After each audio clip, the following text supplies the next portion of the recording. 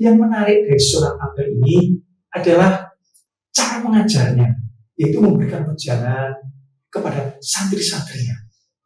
Yang terkenal ajaran beliau adalah ajaran Molimo.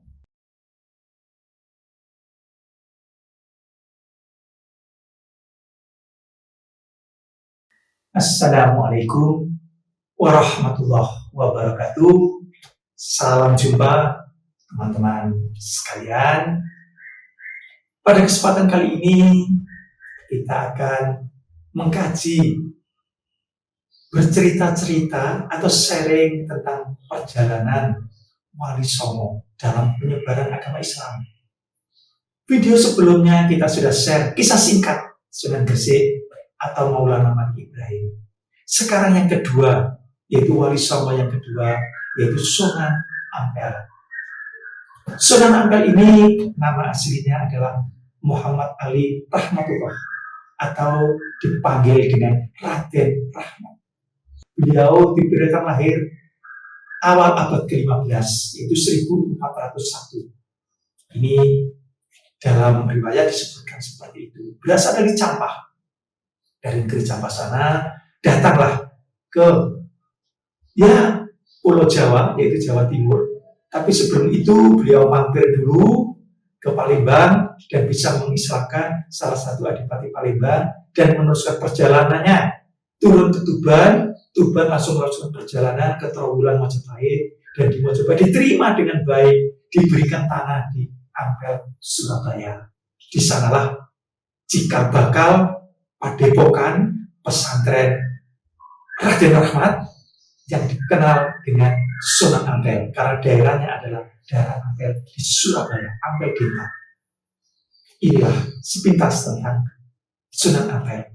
Nah, Sunan Ampel ini ketika nyampe di sini, datang orang tuanya berkunjung yang bernama Ibrahim Asmorokondi atau Ibrahim Samarkand.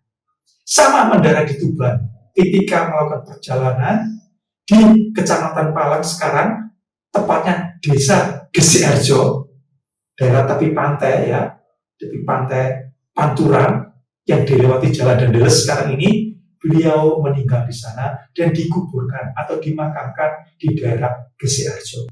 Beliau ingin bertemu dengan putranya yaitu Raden Rahmat, tapi belum kesampaian di tengah jalan di Kecamatan Palang, Desa Gesiharjo, meninggal dunia. Di situ dimakamkan dan sekarang banyak diziarahi masyarakat karena beliau adalah orang tua dari Sunan Ampel.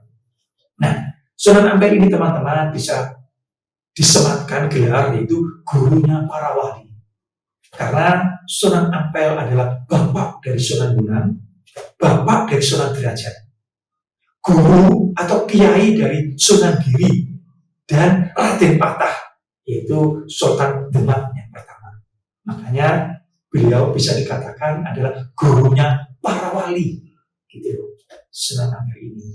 Dan dalam dakwanya sama, beliau juga jajah desa Milangkori, dari desa ke desa disampaikan seperti itu. Inilah perjalanan singkat tentang Raden Rahmat atau Sunan Ampel. Nah, teman-teman sekalian, metode dakwah Sunan Ampel tidak beda jauh dengan Sunan Gresik, yaitu mendirikan pesantren atau asrama kalau sekarang ini kan, juga mengajarkan tentang berdagang, karena penting berdagang ini untuk menyambung kehidupan sehari-hari. Bagaimana kalau nggak melakukan perdagangan? Tentu perusahaan-perusahaan saat itu ya tidak sebanyak sekarang. Pegawai negeri juga sulit, nggak seperti sekarang. Nggak tahu sistem Majapahit dulu gimana. Tapi berdagang inilah yang banyak dilakukan masyarakat. Kalau daerah Surabaya ada daerah pantai. Di sana ada pelabuhan namanya Pelabuhan Ujung Galuh. Pelabuhan besar miliknya Majapahit. Tentu terjadi proses perdagangan sehingga bisa melaksanakan roda kehidupan sehari-hari. Yang menarik dari Sunan Ampel ini adalah cara mengajarnya, yaitu memberikan wejangan kepada santri-santrinya. Yang terkenal ajaran beliau adalah ajaran Molimo. Ini di Jawa sudah tidak asing lagi, masyarakat Jawa mengenal ajaran Molimo. Walaupun kadang-kadang saat itu kita nggak tahu. tahu maksudnya molimo, tapi ternyata ajaran molimo itu adalah ajaran Sunan Ampel. Wejangan. Jadi santri-santrinya diwejar, diajari tentang bagaimana cara hidup yang baik. Nah, inilah ajarannya seperti ini. Yang pertama, moh main. Moh itu berarti tidak mau. Moh kalau orang Jawa itu main, artinya main itu berjudi. Jadi yang pertama kali diajarkan kepada santrinya atau murid-muridnya yaitu sikap, keinginan tidak ingin atau tidak mau untuk berjudi. Tentu berjudi sudah ada zaman dulu. Seperti adu ayam, itu sudah ada sejak zaman Majapahit. Itu kesenangan para pejabat itu adu ayam. Terus permainan dadu, itu juga berjudi. Dan tentu banyak yang lain. Dan akibat perjudian ini banyak merusak tatanan kehidupan di masyarakat. Sunan Ampel mengajarkan kepada santrinya yaitu molimo. Yang pertama, mau main, itu tidak ingin berjudi. Jadi janganlah berjudi. Wahai santri-santriku, pegang ajaran saya ini. Yang pertama yaitu mau main. Janganlah kalian mendekati atau melakukan judi, karena akan merusak ekonomimu, akan merusak keluargamu, akan merusak hubungan sosial. Tinggalkan pekerjaan perbuatan berjudi itu. Haram kalau zaman sekarang ini, ya, dilarang oleh agama, karena banyak merusaknya, banyak mudorotnya dibanding manfaatnya. Ini ajaran yang pertama dari Sunan Ampel. Yang kedua, mau ngombe. Mau ngombe, mau tidak mau, ngombe itu minuman keras, bukan sekedar ngombe air biasa, tapi tidak mau minuman keras, tidak mau mabuk-mabukan. Daerah pantai utara itu terkenal dengan toak. Sejak zaman Majapahit, orang mabuk itu pakai toak, yaitu minuman yang diambil dari saripati pohon aren atau apa itu kan. Di sana kalau diminum itu bisa membuat orang mabuk. Baunya wangi, harum, tapi membuat orang mabuk. Nah, inilah ajaran Sunan Ampel. Janganlah kamu mabuk-mabukan, jangan minuman tua, jangan minuman keras. Karena kalau kamu mabuk, dampaknya bukan main. Kamu akan kehilangan akal, tidak terkontrol, bisa marah-marah, rumah tangga bisa rusak, hubungan sosial juga begitu.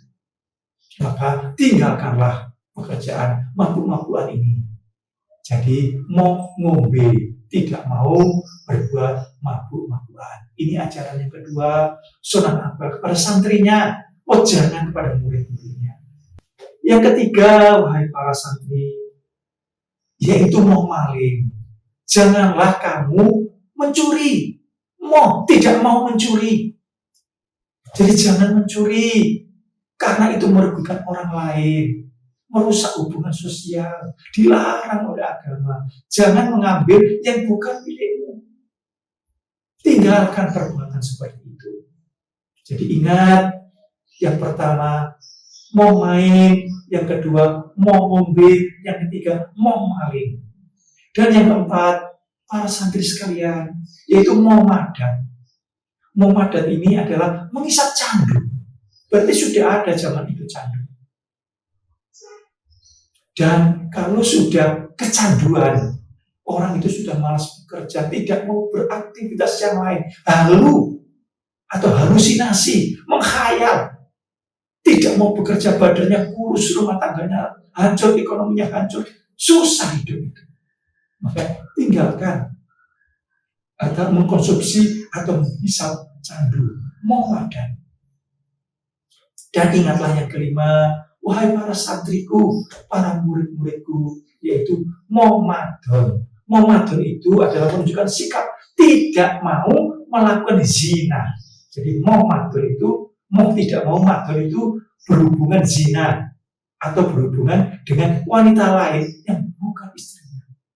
Bagaimanapun perzinahan sudah ada sejak zaman dahulu kala sampai hari ini. Rusak rumah tangga, rusak ekonomi, belum lagi penyakit-penyakit yang ditimbulkan. Makanya Sunan Ampel menyampaikan kepada santrinya, mau madon, tinggalkan perbuatan zina, jangan dekati perbuatan zina itu oleh para santriku. Itu merusak rumah tangga, merusak ekonomi, bahkan akan menimbulkan penyakit yang sangat parah. Penyakit yang memalukan. Hancur rumah tangga. Nah ini ajaran Sunan Ampel kepada santrinya.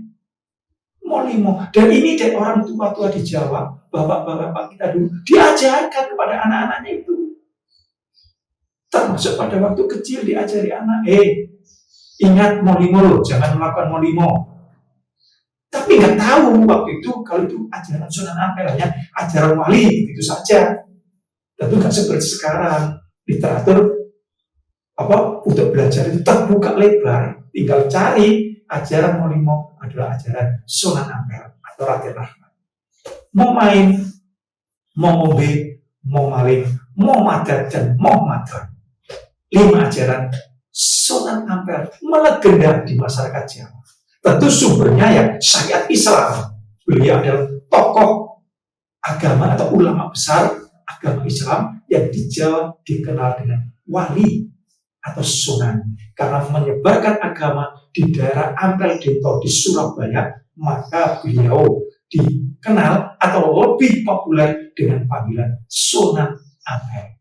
Beliaulah gurunya para wali, bapak dari Sunan Bonang, bapak dari Sunan Derajat. Guru dari Sunan Giri, guru dari Raden Patah. Dan beliau meninggalnya di Demak, tapi dimakamkan di Surabaya, yaitu di Ampel Denta, tempat padepokannya atau pesantrennya. Beliau lahir tahun 1401 dan beliau meninggal diperkirakan pada tahun 1481 Masehi. Jadi kurang lebih usia Sunan Ampel ini 80 tahun. Menikah dengan masyarakat Jawa, yaitu keturunan dari Majapahit.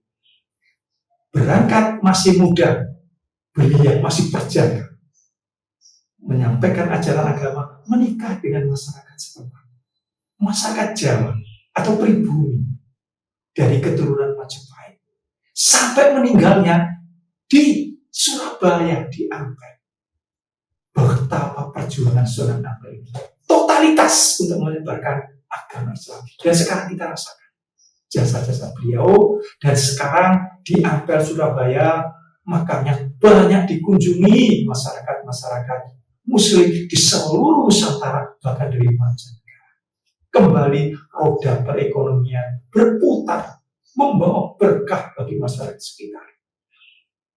Transportasi, perdagangan, dan lain-lain berkembang walaupun beliau sudah meninggal kurang lebih 500 tahun yang lalu.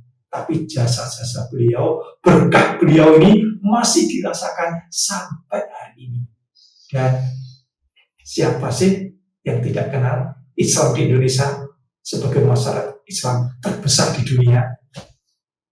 Jasa salah satu wali, yaitu sesepuh gurunya para wali, yaitu Sunan Ampel. Makanya sebagai bentuk terima kasih, rasa penghormatan, banyak orang berziarah ke makam Sunan Ampel. Inilah teman-teman, wali yang kedua ada di Surabaya. Yang pertama di Gresik, yang kedua di Surabaya, yaitu gurunya para wali, Muhammad Ali Rahmatullah atau Raden Rahmat, dan lebih populer dikenal dengan Sunan Ampel.